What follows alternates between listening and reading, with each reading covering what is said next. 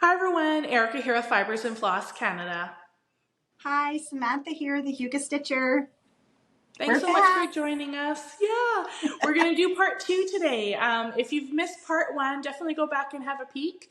But our idea with these videos is just to introduce everything Mirabilia designs to you guys in honor of Mira May. And so we're partway through the month, and we thought we'll just dive right back on in and continue on our episode.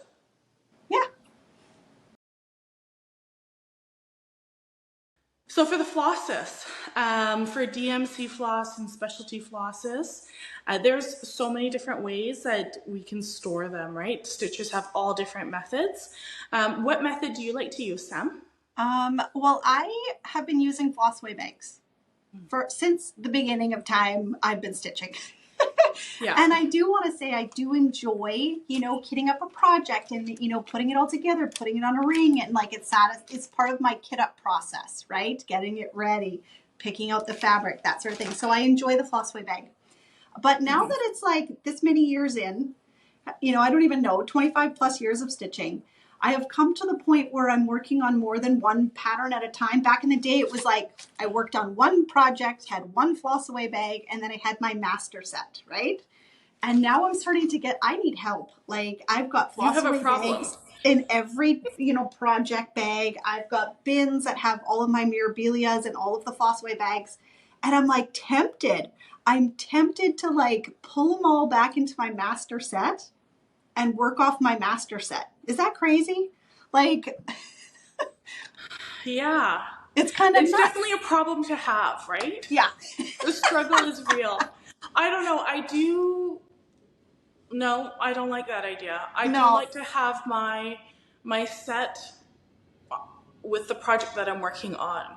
Mm-hmm. It Well, would if make you me crazy to have all my floss away. No, no, I couldn't work out of a master. It's too much, I know right? that's why I haven't done it. But I keep like, man, because each Mirabilia, there are some like if you're doing her skin, some of the same Yeah. colors.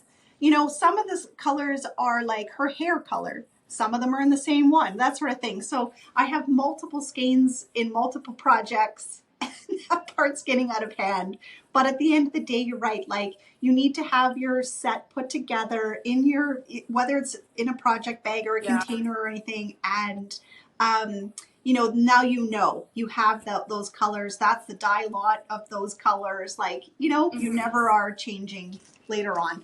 And I think that's smart. I do. I think that's a smart way to do it. For So sure. I'll probably keep Yeah. doing it. I do the same. We also use flossaway bags in our house. I mean, there are other options, right? You could There use are. your floss drops, you could Yeah. bobbinate. And we've recently kind of, with our Wenslers, decided to try some bobbinating and see how that goes, It's right? fun too. I It's can fun to see do a that. different way, but I You could do totally some. kit up a Mirabilia with like a little container with all like that Yep. would be kind of fun too. Absolutely. I think it would be fun. I Yeah. still like my flossaway bag. Yeah. So, anyways.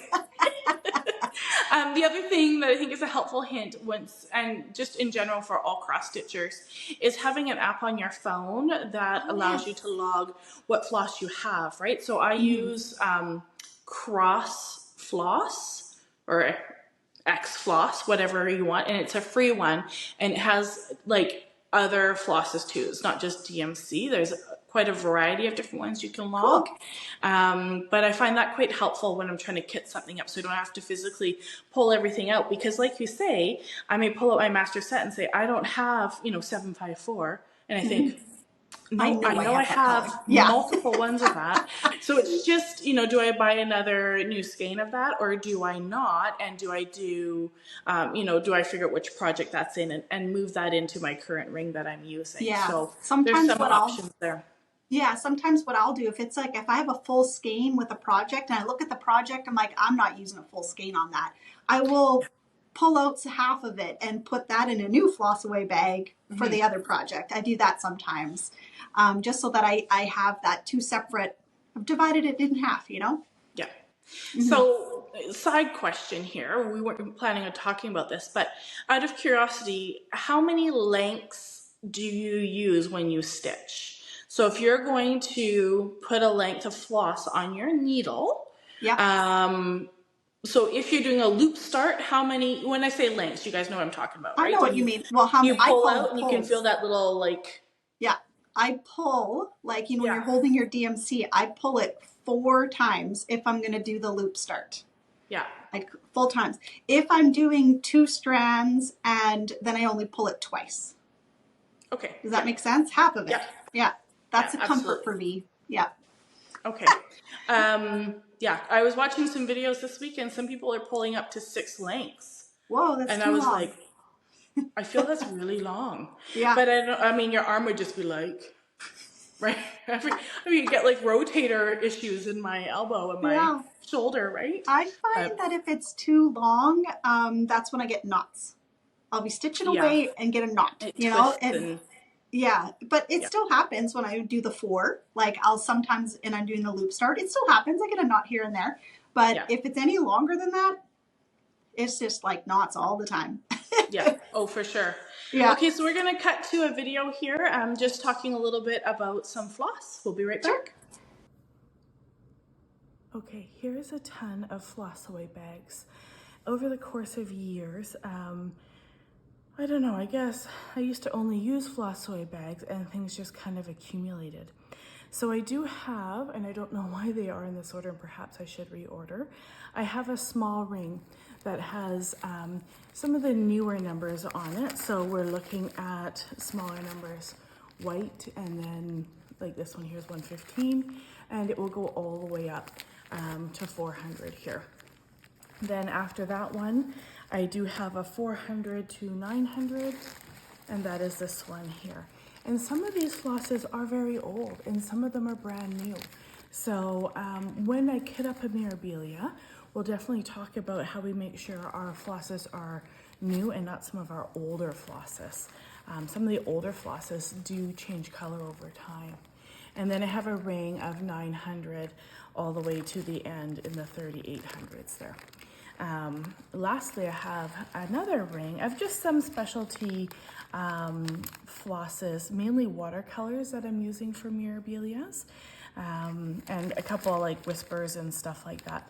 But none of my cryonic or blending filaments, those are all stored separately. So what we want to do here at this point is actually flip through these bags and find the numbers that I already have. So in looking at our pattern here, the first one calls for 2 colors, 223 and 963.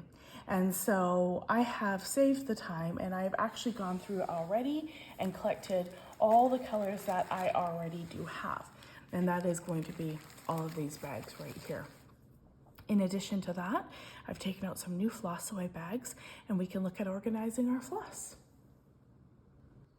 So here I am ready to kit up my floss. One could argue this is the most fun part of the project, is getting all your supplies together. It's definitely very exciting for sure. I do use floss away bags, and you can purchase those quite readily at any of your LNS stores.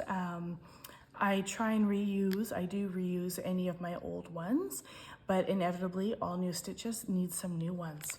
So in using floss away bags, if you're new to that, make sure you grab a pen that does not, is not a super inky pen, one that is not going to smear or run. When we look at my very first color, it's a combination color. So it's gonna be DMC 223 and 963. Now I did go through my old bags and I did find I had a 223 and a 963, which is excellent. But the problem being, I've noticed some of the old colors, and some of my colors, they're very old. Let's go with about 30 years old. And so there was that phase, remember back in the 90s with acid-free. All things went acid-free in terms of fabrics and colors and pens and paper. Remember, Creative Memories kind of led the way on that one. And so I don't know what's happened over the years, but I think our DMC floss has also gone acid-free. And I say that because some of my old threads are very, the colors are either very faded or different than their brand new colors. So when I buy a pattern, even when I have existing floss, if I risk there being any old floss, I always purchase all the new required DMC. And so I do have a 223, a new one, as well as a new 963. And so we can take a little bit of a closer look here in terms of the colors that I'm talking about. And again, I really hope that this will show up for you guys being on camera. Sometimes it doesn't always. Now, when we look at these two colors, we do have, this isn't a super old one, but it is an old one, 963. You can tell from the labels. They're much older labels than that. And here's another 963. But can you tell, I may stand up so I can get a clearer view with you guys. Can you guys tell the difference in color? So there definitely is a, this is almost more of a peachy skin tone, like a dark skin tone. And this one here is definitely a bit of a brighter pink. Right there, you can see quite a difference.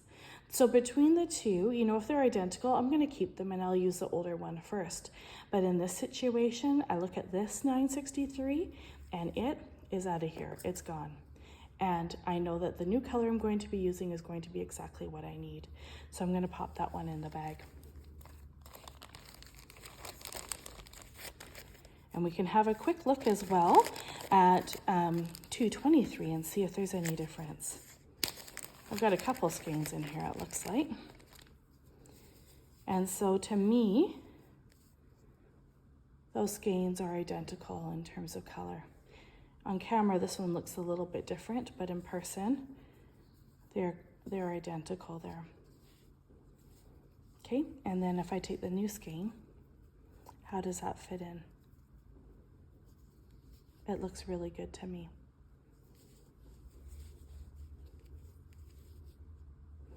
This one actually, the more I'm looking at it, this one here may be,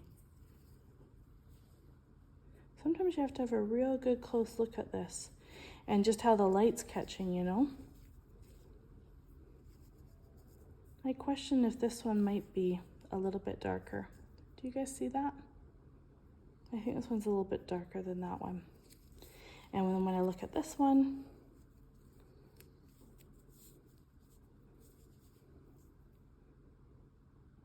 that looks a little bit brighter, doesn't it? At this point, they both look a little bit different, these older ones. So I am going to toss those older ones out too, and I'm gonna roll with the brand new one. You know, some of these were from my very first large stitch, was a lavender and lace, and it was a big angel holding a harp. And that was, I think I was 14 years old when I started that one, maybe 15, I can't quite remember. So they did use a lot of these colors, so I'm definitely not, I don't hesitate in throwing them out. And I also look at my writing. Look at those numbers. That's teenage writing, 100%. This is me writing now. So those two colors will be the very first. So that one is ready to go. And when I put those on the rings, I'll actually put them together because they are called for together. When I look at the pattern, you know, is 963 separate? Yes, it is. And it does require 2 strands of it. And so I know I've bought 2 strands. So I'll likely keep one of these in order, and then I'll keep the other one side by side with this. So I'm gonna go ahead and do all the rest of my bags.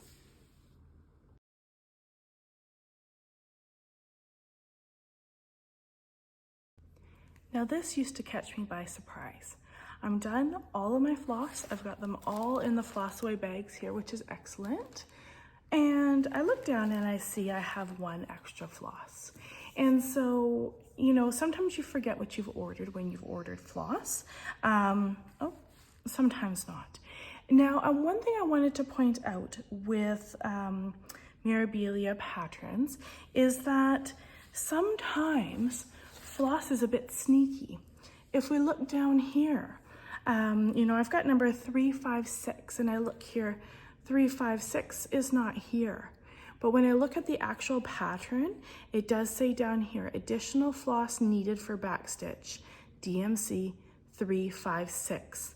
So when you are kitting up a Mirabilia, make sure you read every single line because there can be additional skeins elsewhere in the pattern, not just listed here where one would think. This is common for a lot of patterns, not just Mirabilia. So I can go ahead and write 3, 5, 6. And I'll put that in chronological order with the other flosses as well. And then our floss portion is done.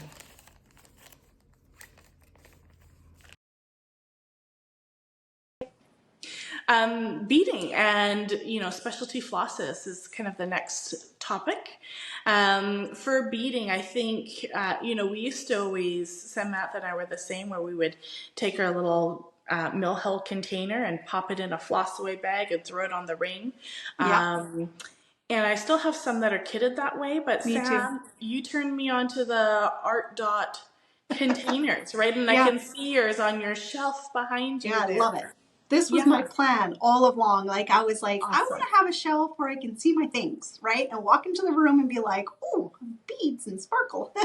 Yeah, And, totally. but it is a great way to store now that I have a collection of beads, right? And when I get a new pattern and I look at the back, I'm like, do I have that color? Nope, not yet. Okay, I'll place an order and get what I don't have. So it's been great. I really enjoy using it. Mm-hmm. I find myself every once in a while pulling the shelves out just to like look at all the pretty colors.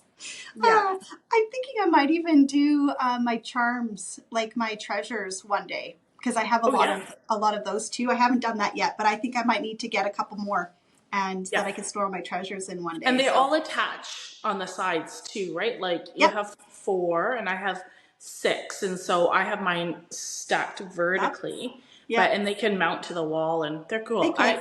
I have a video where I talk a little bit about Oh, it. good, So I'll good. insert a clip soon. Okay. And then the other thing is, when you're doing beads, I know a lot of people are apprehensive about the beads and Yeah. a bit intimidated, right? Mm-hmm. And perhaps we should do a separate video on just beading, but beading is way easier than you think. Yep. Don't you think? I think. Yes. I just want to, I want to say that, like, whenever someone would come into Lizzie B's and they would be like, how do you bead? Right. And I would explain it in the most simplest way. Like, I think it's simple, and it's what I've trained my brain. Like, if I'm cross stitching, like, I just pretend I'm cross stitching it, but in the middle of it, I'm putting my bead on, right? Like, Yeah. you're making an X, you put the bead on, go down, come back through, go through the bead, go back down. So I try to keep it really simple, so that you can, and I don't know, some people bead in all kinds of different ways. I just like, give me the simplest way that's secure, and yeah, it's going to stay on the fabric. Yeah. And I think secure too, right? Like some people will just go up and do like a half stitch just with the Yep. one leaning leg. And that's enough for them to secure their bead. But your bead does ended up twisted Yeah, in to the that side. sense, right? So if you want your bead to be nice and level and more secured, you really do need the other half of your X through there. It does take twice as long. Yeah. But I love beading. Like, I have me to be in the right, too. I have to be in the right mood. It's not every day I bead, right? I have Yeah. projects that are at the beading stage, and I love it. Like, it's so fun when you're at the end of the stages and you can see all the holes where the beads are supposed to go, and you just start plunking them in. Oh, that's Yeah, so I love it. satisfying. And it's like how the design was meant to be. Like, for a Nora Corbett and a Mirabilia, like, when you see those beads on there, you're like, okay, it's amazing. Absolutely. This is how For it's sure. supposed to look. Yeah. So I encourage you, if you've never beaded before, like, just try it, and you are going to be so pleased with the ending result, because it's so fun.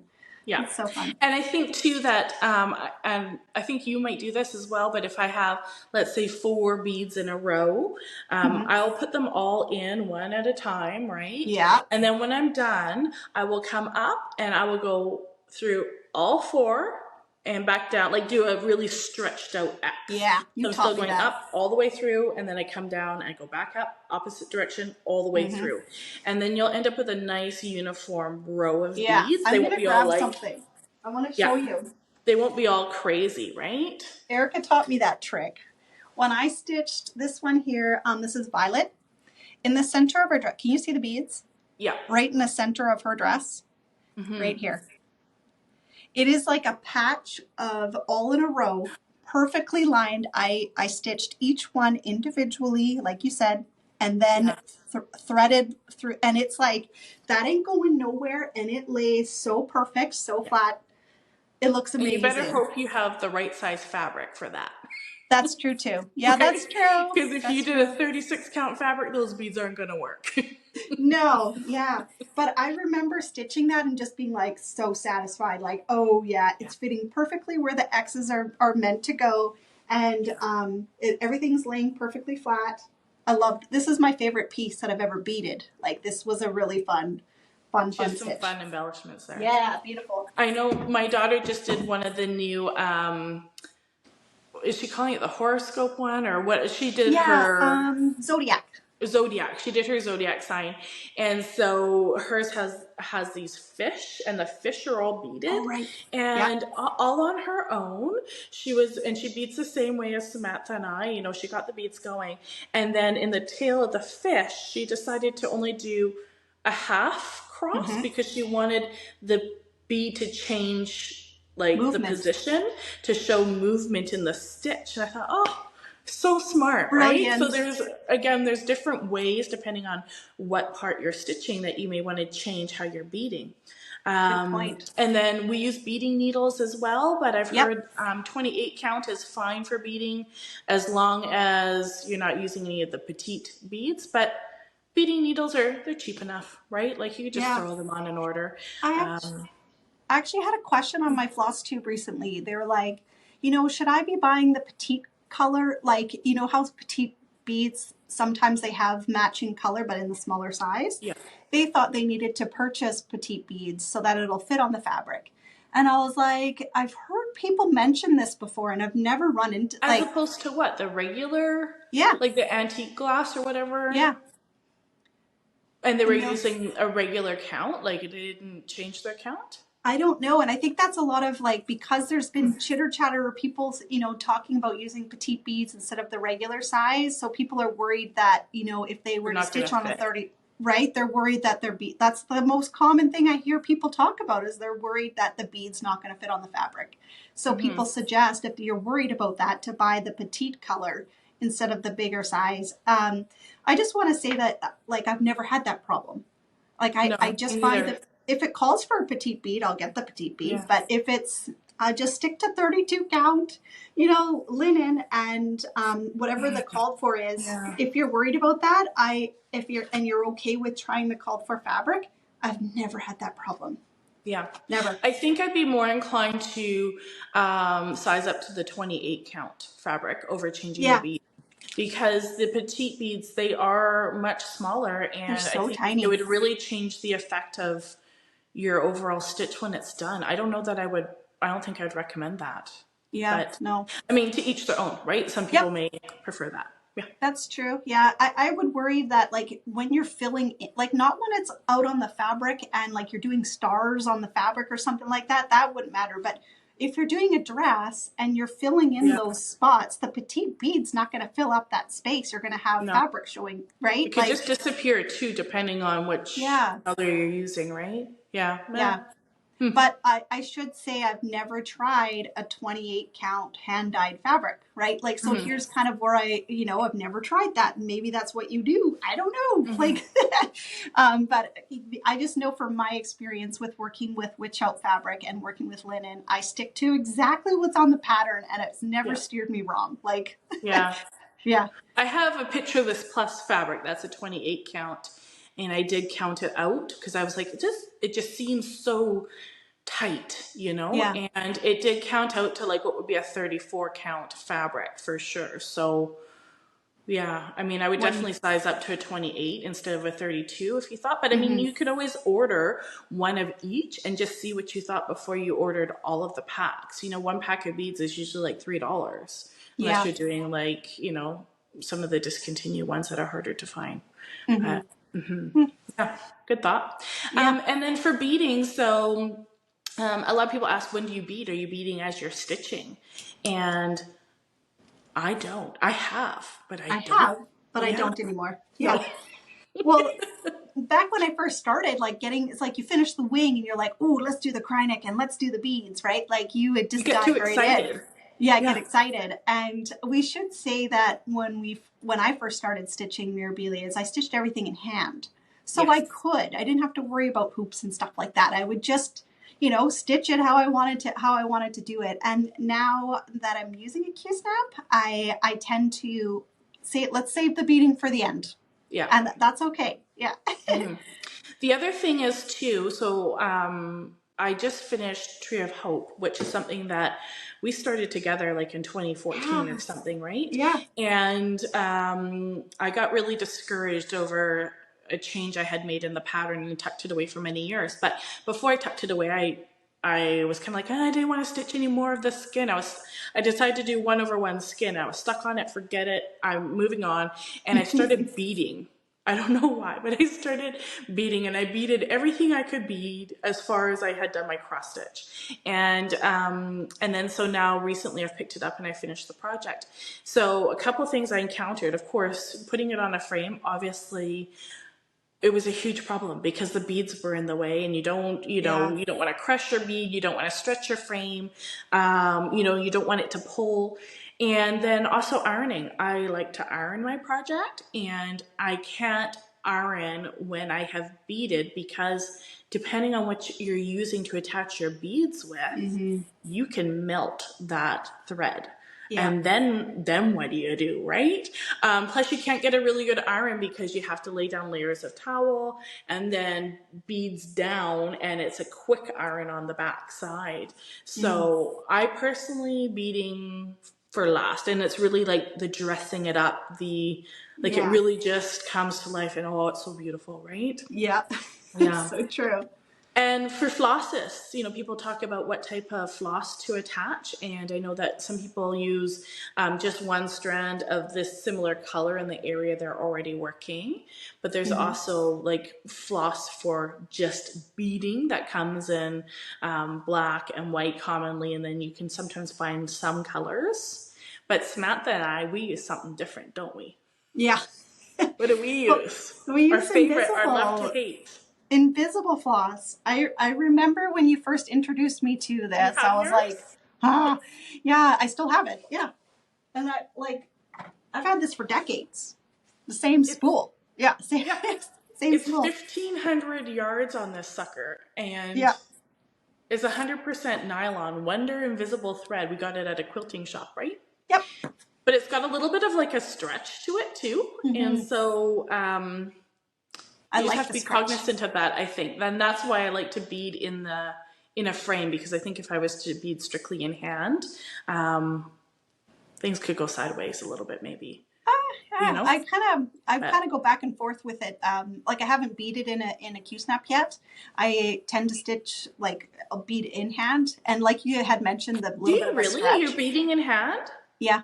And I like that feeling of I don't pull, it's all tension, right? I'm not pulling on it to make sure it's on, but when I first start and I'm at the back of my fabric and I'm trying to attach the invisible thread, I usually go through some of my threads and do a knot, right? And I want to make sure that knot's really strong. I'll knot 4 or 5 times, just to You tie a knot with yours? Well, it's not really a knot. It's you feed it through some past stitches and then you do a loop and go through the loop, kind of like the loop start almost, and over again until you really are that's not going anywhere. And then I start beading. Yeah. So it's not really making a circle and a knot. I'm not really doing that. I'm sort of just going through the fabric, making a loop and going through the hole, going through the hook, that sort of thing. Yeah. But I like that little bit of I don't know how to describe it. That little bit of wiggle room you have, where you can kind of feel it stretch a bit. I use my hands and I'll bead and sort of hold the bead with my fingers and really get a good before I start the next one. Yeah. I don't know. It's hard to describe the technique, but it was definitely something that didn't come easy. Learning how to use invisible thread. Most people hate it. Most people forget it. I tried it once, never going to do it. But I was like that in the beginning. And then I just stuck with it. And it was just like anything. When you first do your first cross stitch and you look at your first one and you're like, whoo, and then throughout the years it gets better and better. It's over the years I've just come up with my own way of making it look nice just by practice. And it looks so good because you Yeah. literally cannot see anything No. holding down the charms, the treasures, the beads. It Yeah. like you can't beat it, but it is terrible to thread on a beading needle Yeah. because you Oh, can't. I'm always like, I can't see what I'm doing. Like yeah. It's you get a hard. little worked up, right? Yeah, it's hard. It's not But easy. it's beautiful. But it's not, you don't have to start off with that. You can start off with finding one strand of thread that kind of matches your fabric and away you go. Like, it's not, I feel like there's sometimes people feel pressure. Like, if I don't do it a certain way, I'm not doing it right. Like, no, do it how you feel comfortable. And maybe on your third Mirabilia, you're like, okay, let me try that invisible floss. Or Totally. maybe you have like a charm, like a white crystal that is meant to go in a certain part in the design. Maybe try it for that one part, like just to see what the difference is. And I'll do this on my own. Sometimes when I'm trying new things, I'm like, I'm trying something different. And if it doesn't work, I take it out. Just go slow with it. Try it out. See what happens. And you might be surprised, like, of what you end up liking the most. Yeah. And you have a funny story about your invisible floss. Yeah, I do. I've shared it in one of my videos Which once just before. talks about like how stretchy this can be. It can get and how actually invisible it is. Yeah, my girlfriend and we were stitching together. I was over at her house, and I had it in a container, and maybe it was just loose or whatever. Maybe I moved it, but at some point it started to unravel inside of her house. Right. And when it was time for me to leave, like it must have been stuck to the carpet or the couch or something. And when I was leaving, it was like unrolling in my bin. And I got in my car and it's still unrolling. And then I drove home and I like, when I got home, I was like, what the heck? I could hear it spinning like in the container. I was like, what the heck is going on? And when I got home, I was like, oh my goodness, there's no way. And when I called my girlfriend, I was like, so like, this might sound really crazy, but I think I drove all the way home with my invisible thread, whatever. And she's like, no way. And then she checks her couch. And then she's like, yeah, there it is. There's the carpet, all the way to where you put your shoes on. And then she opened her front door and it was all over. Like, she's like, it was in the trees. It was in my bushes. It was all over the flowers. Like, at some point it had snapped and it just kind of like unraveled and blew in. Like, just crazy. I had no idea. And you still have a ton on that spool. It didn't even make a dent. Yeah. That's so awesome. Yeah. The other thing that we do too for our beading, and there's lots of different methods, but we like to put our beads into like a fabric tray and work out of the fabric tray. I know there's like tacky matting that you can buy, and the Mill Hill containers, when you open them, they just kind of, you have to be very careful. They everywhere, right? Yeah. And so I like the Art Dot. They're basically like these Tic Tac containers where you can just dump a little bit into the tray and then bead from the tray, right? Which is nice. Yep. So I have one of these I wanted to show. We bought something similar to like this in Winnipeg many years ago, right? With these little trays that I was sewing for a bit, but what happens is when you open it up in the very middle, I had to take everything out of here to show you guys, there is a tray in here. And so that's where we'll dump the beads. And, I'll just sprinkle in maybe 10 or 15 at a time and then actually bead from there. And the cotton just has, I don't know, it's just the perfect material for like not having your beads jumping all over the place. And then when it's time to scoop them up, I just take the lid off that container and literally scoop it into a corner and put it away. It's done. Yeah, so, easy. Something similar to that would work well, I think. And then I don't really lose beads. Like my biggest thing is getting them into those little containers. Yeah. Right? Out of the Mill Hill, that's where I lose them the most, I think. Yeah. Yeah. So, you have a video a little video. I think that was everything for that. Yeah. So we'll cut to a video and then we'll come back. Moving on to organizing our beads. To be honest with you, I used to pop these beads into floss away bags and throw them on the ring as well, so the project was all together. But a couple years ago, Samantha turned me on to these little containers. They're very similar to a Tic Tac container, and they're actually manufactured by a company called Art Dot. And this company makes these containers for diamond painting, I think is the actual function of them is to hold your diamonds for your diamond painting. And so, I don't know if you can see this, but I do have some of the fine braids and the blending filament at the bottom, and then I've got drawers for different types of beads here as well. So now I keep all my beads in this chest instead, and I find it works really well for me. I do have them organized, so when I look here, I have some antique glass beads, and so we can look at doing that one first perhaps. So I can go ahead and pull that drawer out, and there's not that very many that I have of that antique glass beads, which is fine. So this, I have 3 packages of number 03026. So I look here, again, they're in order. That would belong right here. I do not have that, so I can grab a new container. And what I'll end up doing is just pulling the lid right off. And it comes with this little funnel thing, which, trust me, does make a big difference. Pop it in there. And then open up the beads and dump them on in.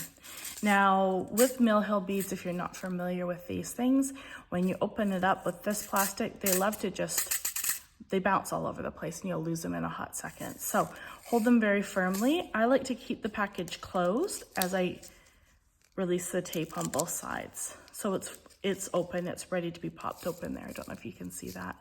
So what I'll do is just holding it and very slowly crack only the corner, and then I can open the whole thing and just hold on tight because see, just that little thing, I've lost 6 beads, and I just pour it on in. There's one.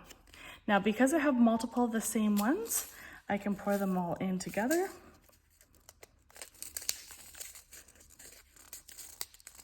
I love beads, but they do get all over the house when you're beading. I like to use a cloth tray to keep my beads in place when I'm using them in my project, when I'm stitching them on. And I'll do a tutorial on how to bead later. Well, despite being careful, I think I've lost just a couple beads, and that's okay. There's definitely a lot in there. So now my beads are all in this little package. And then what I end up doing is just writing the numbers on the top. So that was number 03026. And I'll attach that on the top, and I'll actually reorganize that drawer. I'm going to go ahead and do the other beads.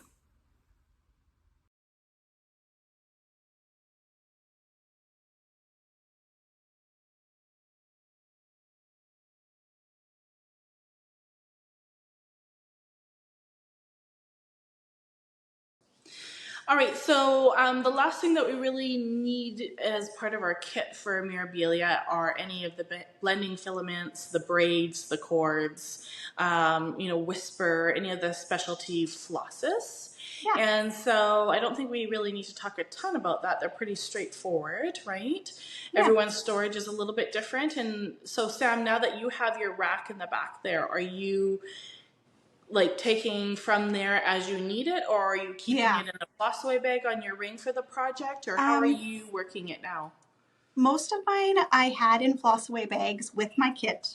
And what I've started to run into now is that I've got, okay, I know I have a color and I need it for 2 projects, right? And I have to remember, like, okay, it's either in the Rapunzel bag or it's over here with a Stargazer, like, so, and now that I have a collection of them, I thought, you know what, I'm going to put them all on display, put them all out. And when I'm using Kreinik, I'll just go grab the thread, right? Yeah. And then I can, as I'm kitting up other projects, I can look at my collection and be like, I'm missing this color, or I have that color, but there's not a lot left on the spool. I'll order another one, that sort of thing. Right. That's what I'm trying. I'm going to see how it goes. But that's kind of my thought. I bought a container that basically, I'm going to show you because I'm really impressed with myself for putting this together. And I think you guys might just enjoy the beauty of all the spools. I just sort of organize them in like blending filament and then number 4 braid and then number 8. Yeah, that's awesome. I want to say something about number 8 braid. Oh yeah. So when I was stitching Mermaid of Pearls. Mermaid of Pearls was a design that came out in 1994 or something, 95 or 6 or something. And back then, they didn't have number 8 braid or number 4. All they had from Kreinik was a number 8 braid. And that's what the chart had been, what the called for was. And so I purchased all number 8 braid for the stitch. And I stitched with them. And it was like really bulky, really big. And now, you know, years later, I have learned that other stitchers have been like, oh, if it calls for number 8, if you ever come across an old pattern and it calls for, just get number 4. That's what you should stitch it with, because from now on, everything has been number 4s. Like, I don't think there are any that call for number 8. It's too big. And I find the diamond is similar to an 8. Like it's thick too, some right? of them, yeah, some of them can be quite thick. Yeah, there's 2 different styles of diamond. There's one that is thicker than the other. But yeah, some of them are like, if it's a thin strand of diamond, you can use 2 strands. But if it's the thicker one, you just use 1. But what are the ones that we have, like the spools back there? Are those the thicker? Those are the single ones. The ones that we got. Really? Yeah, they're the ones you would just. Oh no, sorry. These are the use 2 strands. Okay, but I find those ones thick because I use them in my Wizard of Oz one. Yeah, I did too, and I just used really 1 strand. Thick. I think I used 1 as well. But yeah, I think I did as well. You're right. So I don't know, but there are 2 different sizes. Okay. Yeah. And then some people find with the Kreinik that the Kreinik thread splits. I haven't really had that problem, but I think, you know, as long as you're not using too long, because with the Kreinik, you can't, it's not like floss where you can just unravel it if it gets a twist. You're screwed, right? Yeah. So keep them shorter where you're using maybe instead of, you know, 2 lengths if you're doing double. I think I always use single with these though, right? So I would keep it till probably 2 or 3 lengths of what you would do. I keep it short. Like I look at where I'm stitching and I'm like, okay, there's 10 stitches. Like I'm not going to cut a big piece. Or I'm doing a wing and I'm using lots of it. I still will keep it so that it's like not too long, but just, you know, long enough that I get to stitch for a little while. But it will start to fray. Like where your needle is, where you're holding your needle, that's the spot that'll start to get a bit weak, right? Yeah. So yeah, my advice is always just to keep them at a not a long length. And also you can be wasteful if you like when you have a spool of Kreinik and you're like, if you just naturally want to go with a nice long piece, well, now you're going to have this piece that's left, like when you're finished stitching and you've still got leftovers. Like, what do you do with that piece? You got to roll it back on the spool. Like, just use what you need. Keep it short, and it's just with practice. You'll get to know what feels like the right length, and it does start to fray if you have such a long piece. So. And some people prefer to use petite treasure braid as well, right? By Rainbow Gallery, because they feel that it frays less. I haven't needed to explore that, but have you? Not yet, no. And one day I want to try it just to see what the talk is about, you know, just to try it. Yeah. But I haven't yet. Maybe I should get some like gold or silver or something and incorporate it in one of those when you need gold, right? In a stocking or something, just to try it. yeah, that would be fun. Yeah. Okay. So we'll cut to a quick little video here and we'll be right back. Okay, finally we're left with a couple things. So this one here, we have number 8 braid, and then this one here, we have a number 8 cord. And so when we look at those two, sorry, they're both number 8 braids, but this C is the cording version. So I have a drawer. Now the new ones, unfortunately, are sized slightly different. So I will still keep them in the drawer for now. Hopefully they'll fit, I don't know. My other ones are with my Teresa Wenslers in their bags, and so they're not currently stored in a drawer, and they're gonna fit just fine. So that will slide away in there. I highly recommend this case. I think it's very fun, but it's functional, it's cool. They do separate as well, and you can buy them in sets of 2 on Amazon. Well, there's one of my missing beads. Anyways, I'll send that on to you guys. I think that's a cool thing to recommend. I definitely love having it, and it looks really good on the shelf also. Right. So now we have everything all kitted up, right? We have our pattern, we have our fabric, we have our floss, we have our embellishments. The one thing that we didn't touch on though was that for embellishments, to keep costs down, you can buy an embellishment pack as well, which are readily available for most Mirabilias and Nora Corbettes, especially any new release. As you're doing, you know, the older ones, you may have more trouble finding them, and some I think don't have them at all, never have, right? Yeah. So now when you're ready to start stitching, the question is how do you like to stitch? It's whether or not, are you an in-hand stitcher? Do you like using a frame?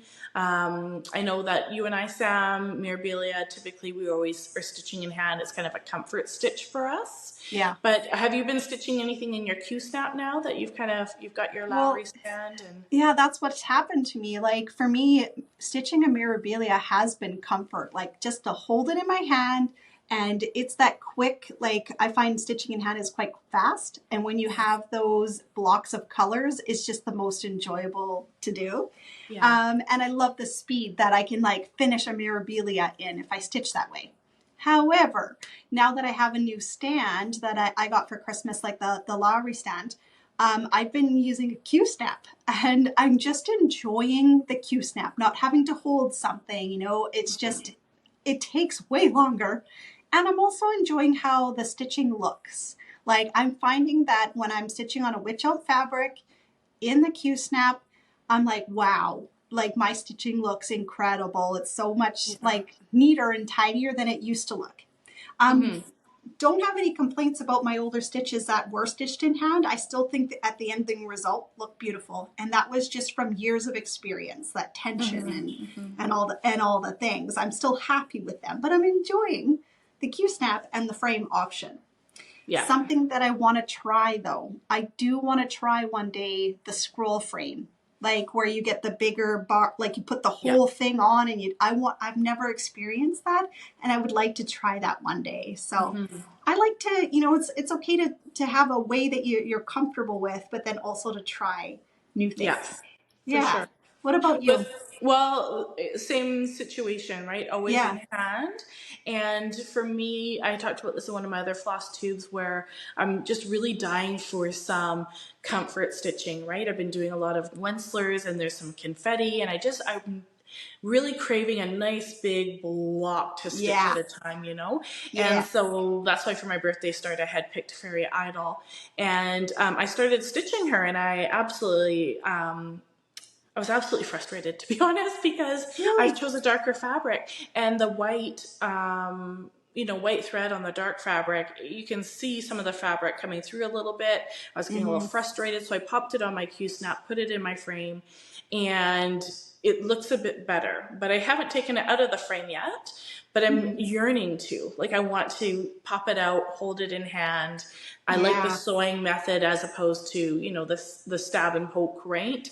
And so I think now that I've done the lighter stuff, I'm going to pull it out and actually do some in hand and see how it goes. Because I like that with the Mirabilia, right? The comfort. Totally. And this goes back to what I said before about when you're like, I find that this is why it takes me so long. It's like, if the design is screaming for a darker fabric, like it's just like, okay, you know, when I think of Stargazer, I chose the called for fabric, and I've seen so many people pick like starry scar, like Star Night. I'm like, oh, why didn't I do that? But it always goes back to like my level of comfort, and like, I want to enjoy this whole stitch, this whole process. I don't want to be frustrated with the fabric, like, you know, so it's something to think about and something to consider. You know, because your enjoyment of that stitch. Absolutely. Right? Like, I want that for you, Erica, because I know that you were saying, you know, before you'd picked that pattern that you were just earning like for comfort stitching, right? Like we've been Yeah. working on samplers and all these things, and it's like, I want that for you. I want a big mirror dress where you got the color and you're just, Yeah. the blocks are flowing, right? Mm-hmm. So when we talk about actually stitching a Mirabilia, you know, a lot of questions we get are, you know, where are you starting? Right. Are you starting top left, top right? Do you start in the middle? Where do you like to start? Sam, where's your preferred spot? Or does it depend on the pattern? Well, in the past, it's always been a center start. Like I like to find the arrow on both. Boop, that's where I go. I don't care. Like that's where I'm starting, and I'll start in the center. But I've described this before how I like to find like the darker symbols like close to it. Like I work towards that, and then I do the dark symbols. Yeah. But it's always a middle start. However, just last month, for the first time ever, I started in the middle, but at the very, very top. And the reason why was because like most of the time I'm working on a fairy. So there's wings or there's stargazer with, you know, beads that go up and over her head. Like I'm not going to start at the top on one of those. I would totally mess up the counting. And so that one's going to be a middle start. But this Yeah. one had nothing at the top. It was just her head. You know, it was like I could count down exactly where I needed to be and start with her head and work my way down. I'm like, that I'm gonna do that, like for the Right. first time. But Yeah. typically it's right in the middle. Yeah. Same for with me. I brought this one off my stand. This is the Start of Fairy Idol that I've started for my birthday. But I thought it was cool to bring to show, you know, this is how we start ours. We have, you can see the darker, I think the middle was about here, and then I just counted up just to kind of start here and then work my way down. But again, finding that darker shade and then doing, you know, the next color, the next color, the next color, and then just last night I filled in the lighter stuff, right? I love it when that So happens. It's like a reward, you know, when you've yeah. kind of worked around, did all the dark stitching, and then you get to do like just fill in, fill Well, when I in. look here, that's what I have right there. It's just some fill-in stuff to do right here, Love it. right? And Love it. that's all one color. So, you know, to Pretty. grab that and to go like sit on the couch with that and just fill it Watch in, like TV. Yeah, that's the comfort stitching I want to do for sure. absolutely. And I mean, you can start wherever you want to start, right?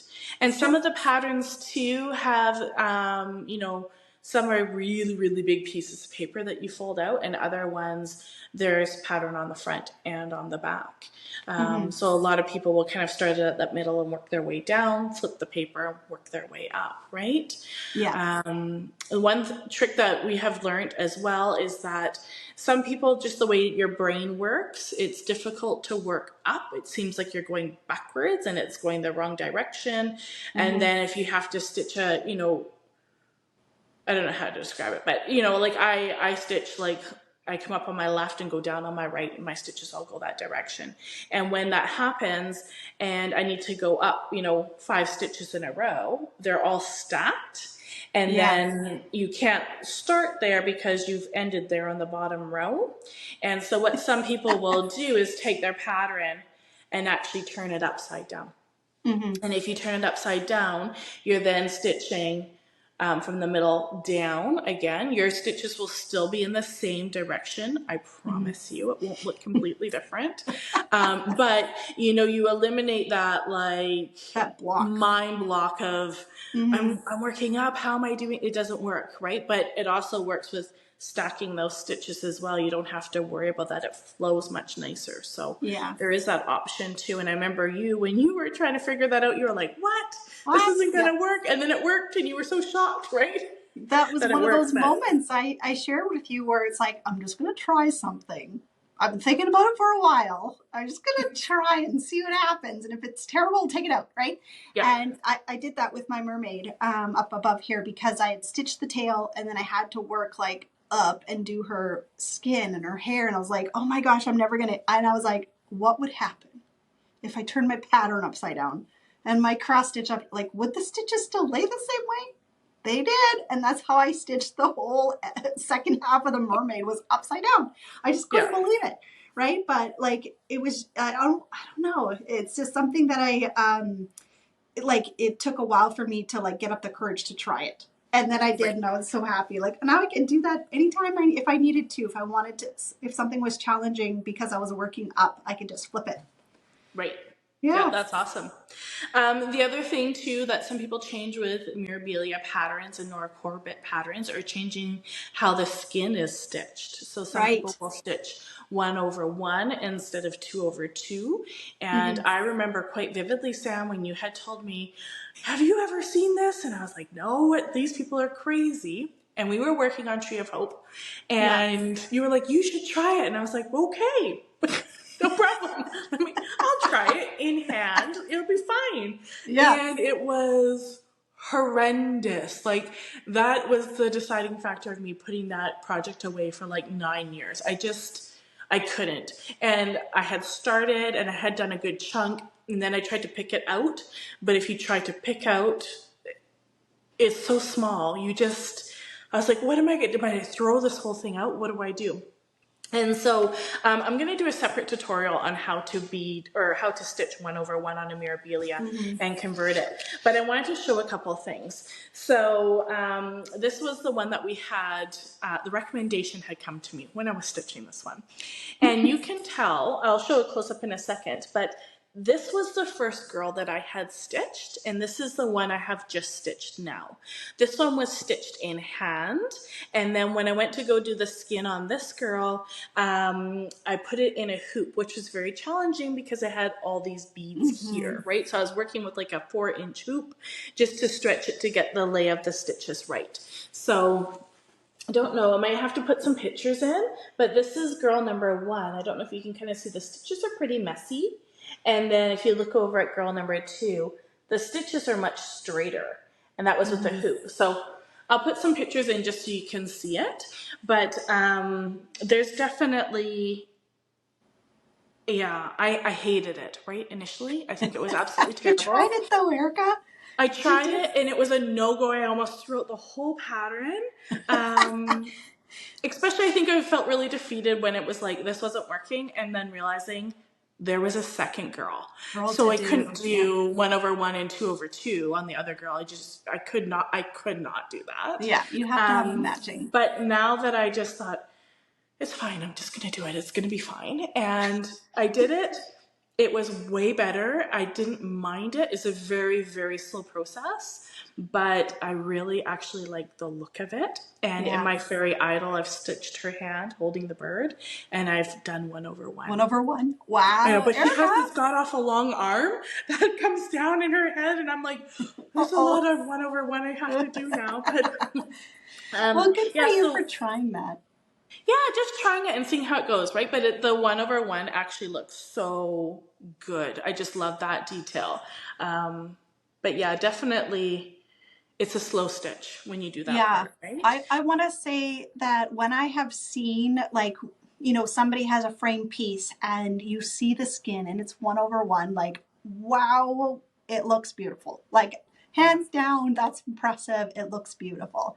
But I also want to say that when you stitch it 2/2, still stunning, still Yeah. beautiful. I have never done 1/1 stitching, and I've never been tempted enough to try it. Like, I'm still happy with how it looks. And I get Yeah. this question all the time. Like, do I have to stitch skin over 1/1? Like, what's the pattern say? Like, no, the pattern is how it is. It's cross stitch. There's no 1/1. It's just over the years, people have tried it and have fallen in love. And just like you tried it and you've fallen in love with how it looks, right? It probably would happen to me too if I tried it. But I'm still happy. Like, at the end of the day, I'm still happy with the 2/2. So don't feel intimidated. Like, if you're like, oh, I have to do 1/1, no way. Like, you don't No, have and to.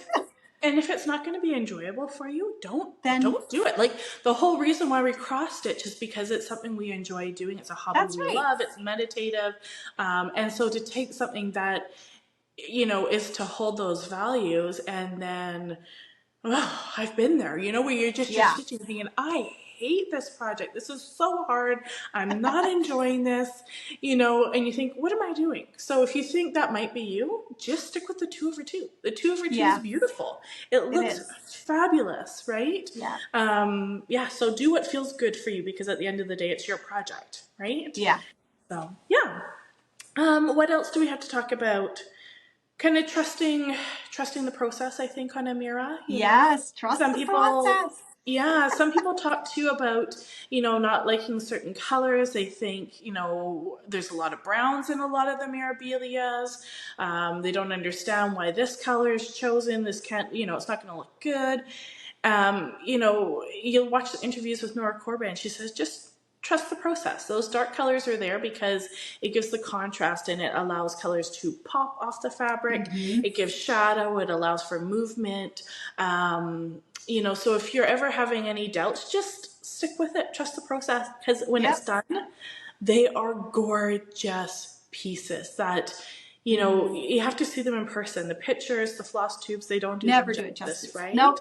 Sometimes you can see a bit better. Like if I'm contemplating a pattern, I'll go onto Instagram and find the hashtag for it and look at people's actual posts, and they are way more gorgeous in like on a real like close up picture than what you're finding online, you know, at 1, 2, 3 stitch sort of thing, right? I know Athena, is it Athena, the goddess of the, what is that, wisdom? Yeah, I think you're that right. That other one? Yeah. I definitely want to start that one. And again, it's one where you look at the belt of her dress and you see some close-up pictures people have shared, and you're just like, oh, like wow, you didn't even, colors. you don't even notice that, right, from the pattern until you're actually stitching it and seeing it come to life. So just trusting that process. It's so fun. I'm currently stitching on a Nora Corbett design right now called Poppy. And Poppy has a ton of brown in it. And she's a red flower, right? Like red dress. But the brown parts of it show like definition. And it does, like, when you're stitching the brown, you're like, what? And then you add the reds and you're like, okay, it looks amazing. Like you can see movement in the dress and so many different shadows and things like that. But that's Nora's gift. She is an artist. She went to art school. She understands color. Like that's the part that makes her design so unique and so special. Like you just have to try it. You just have and there was one you were stitching too. Was it Rapunzel with the hair? Yeah. Who was that with the hair? And you were just like, what is going on? So like there's 3 skeins of it or something. 3371 or what was it that? It's it actually has very dark brown. Her hair is brown. But there is so much black in it. Like, and once you stitch the black, you're like, is it black hair or is it brown hair, right? But then you add the other brown colors that go around it, and all of a sudden you don't even see the black anymore. You just see brown hair. Like, it's crazy. I'm so shocked at how much 310 is in the design. You know, calls for 3 skeins or something like that. And but yet her hair is brown, and how much of it just... And you look at the overall design, you think, there's no black in here. No, like, you didn't even maybe see a little bit in the, you know, this post or this, you know, detail, but definitely not 3 skeins of it. Like there's no way. Yeah. But there is. It looks so good. Yeah. Good. Trust the process. Absolutely.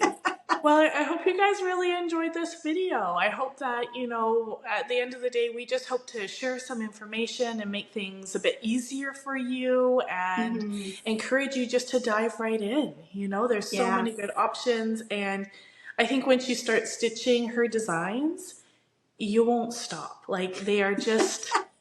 they feel good to stitch, you know, and they're beautiful when they're done. So one of the wonderful things about Flosstube and the community, and you know, I enjoy watching other floss tubers that don't stitch Nora Corbett designs because it's like, for me, it's like, oh, I don't know that world. Like I love learning about different types of designers, and everybody has their thing. And for me, it's always been Nora Corbett. And I'm trying, you know, I'm dabbling in different designers, and I'm enjoying, like, you know, Hawk Run Hollow and, you know, Blackbird Designs and things like that. But at the end of the day, I know what I love, and it's Nora Corbett. Like I know that now. Like like I said, I've dabbled in other designers, but at the end of the day, I love stitching on Nora's and Mirabilia's. Like, that's my comfort. I'm never, like I said, I'm never going to stop collecting and stitching. And I hope that this video just brings some inspiration to, you know, even if you're never going to stitch a Nora, like, I hope that you just enjoyed the video and enjoyed learning about the designer, learning about how we do it, the process of stitching one, and just enjoyed that part too, because that's what I like watching on other floss tubers as well. So yeah. Okay guys, so I now have you know, all my Mirabilias I like to stitch in hand. They're definitely a comfort stitching for me. And so I'm not going to use a hoop or a frame today. I'm going to show you how to start in hand. What I've had to do is roll up a ridiculous amount of linen though, because I am now cutting off like nearly 20 inches of fabric off the one side. So just bear with me if that looks weird. Anyway, so what I'm going to do is a loop start today. I've been stitching so much Teresa Wensler with the blended floss. Loop start is not an option. And same with a lot of variegated floss on owl forest embroidery. So I'm actually excited to do a little loop start. Now, one thing that is important when starting on linen, that you actually come up in the right place. And if you can believe it, there is a wrong place in the warp and weft relationship to come up and a right place. And a lot of stitchers, even after many years, don't know that. And I think it took me quite a few years to learn that myself. So I'm going to share with you that today. When we look here, you know, roughly at this intersection is where we're wanting to come up, kind of in this area here. That'll be the center point of our pattern. But now I'm hoping it will focus enough. I'll put some pictures in too. When we're looking at the warp and the weft, we actually want to come up along a thread that is coming like over one of the horizontal threads. So we don't want to come up next to a thread that's actually going under. We want an over. So what I'll do is put a picture on the screen here, which will make it a lot more clear to understand what I'm trying to explain, because it really makes no sense, does it? And what we're going to do is, when we look at coming up, so that's going to be this spot here. Can you see that? We're looking at coming, oh, now I've looked at the camera and I've let go of what I'm doing here. So we can see how the thread to the right is coming up and over that horizontal one, whereas now the thread to the right is going under. Thread to the right is going up, and the thread to the right is going under. So we're going to come back, we're going to come up alongside of one that's going to be coming up and over, and I'm going to choose this one here because why not? Looks fine to me. And we're going to come up, and we're going to, with linen as always, we're going to count up to 1, 2, and over 1, 2, and that's where we're going to go down. I hope you guys can see that okay. I mean, it's hard when you're stitching in hand. It's not as clear because, you know, the fabric moves around and whatnot. So now that we have our correct stitch, I'm just going to pull the pins out, and we're going to flip it over and lock that stitch in place. To do that, everyone secures their loop start a little bit differently. What I like to do is pull it almost all the way through. And you know, we're going to be coming back down in this hole. So what I do is I actually grab my thread and then center my needle, and my needle is going to go through that hole. Then I tighten the tail, and then I pull from the other side. And that's how I like to secure my loop start. I do realize that some people like to do it a little bit differently, but that's what works for me. Okay. And then I have something silly like 25 stitches or something like that moving forward. So I'll just show you quickly when I stitch in hand. Samantha and I both use the same technique for in-hand stitching, where we kind of place our finger here directly underneath, and it's a bit of a sounding board. So just imagine the fabric is over top. We're going to go in the fabric, and we use our thumb or our finger to kind of push that needle back up the other way. So right now, here's my finger. It's right underneath there, if you can see that. And it's actually more on the pad of my finger. So the stitch is right here on my finger. And then I'm going to be coming in and down, just like that. Okay. it's funny, I'm doing this without glasses today. So I go in and I just pop right back up 2 threads down below. And just make sure it's not, the threads aren't twisting, because sometimes in hand, those threads actually will twist a little bit. So that's something you need to be cognizant of as you're stitching. But stitching in hand is definitely a whole lot quicker than stitching in a hoop, for sure. This week I have to laugh because I broke my glasses. And so while I can stitch without glasses, my problem is after stitching for a few minutes and then I look away, I can't see anything. Everything's blurry. So I've had a hard time stitching at night, and I've had a hard time logging really any consecutive stitching hours just because my eyes are bothering me in between. I've ordered new glasses, and you guys, if you've never bought glasses at Costco before, I highly recommend it because it was ridiculously cheap. It was like $200 Canadian, and they don't charge taxes at Costco, at least in Canada anyways. I have to look here. I only actually need to have 8 stitches, and I think I'm at 8. Yeah, so, and then I just work my way back.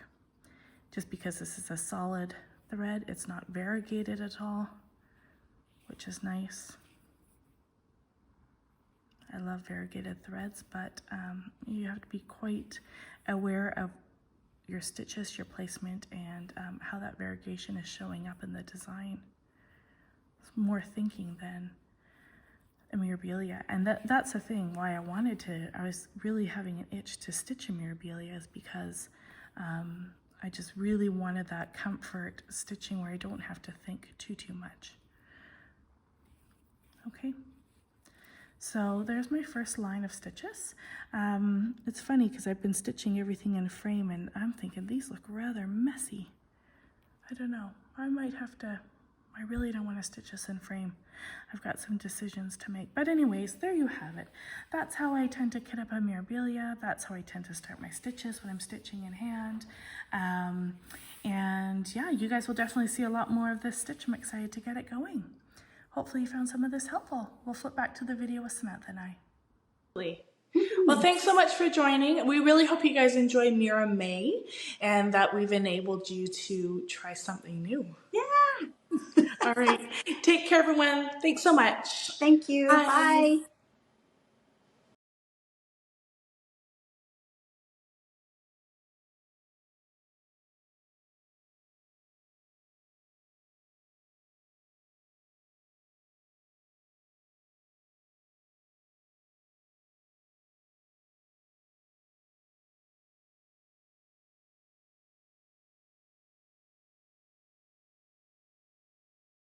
Bye.